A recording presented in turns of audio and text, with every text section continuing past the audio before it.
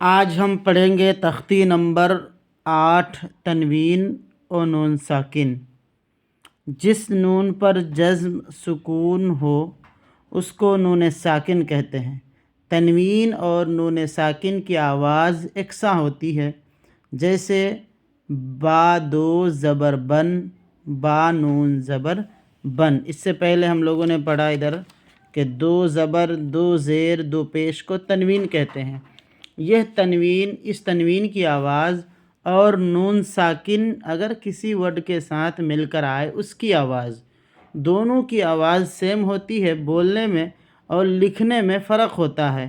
جیسے تا دو زبر تن، تا نون زبر تن، تن یہ بھی، تن یہ بھی، یہ لکھنے میں کچھ اور، یہ لکھنے میں کچھ اور، آواز یکساں ہوتی ہے۔ یہی اس تختی کا رول اور قاعدہ ہے۔ تا دو زیر تن، تا نون زیر تن، تا دو پیش تن، تا نون پیش تن، بولنے میں سیم۔ سا دو زبر سن، سا نون زبر سن، سا دو زیر سن، سا نون زیر سن، سا دو پیش سن، سا نون پیش سن۔ جیم دو زبر جن، جیم نون زبر جن، جیم دو زیر جن، جیم نون زیر جن، جیم دو پیش جن، جیم نون پیش جن۔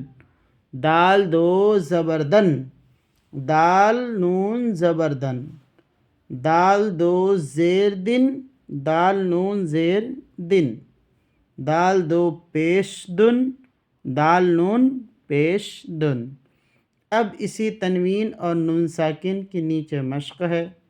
پہلا والا جیسے دیکھیے، عادن، سوئن، قریبن، یہ زبر، دو زبر کی تنوین، دو زیر کی تنوین، دو پیش کی تنوین، اور یہاں نون ساکن، فمن، عظیم، کن، مرض، رسول، شیئا، غشاوۃ، غاسق، ہدن،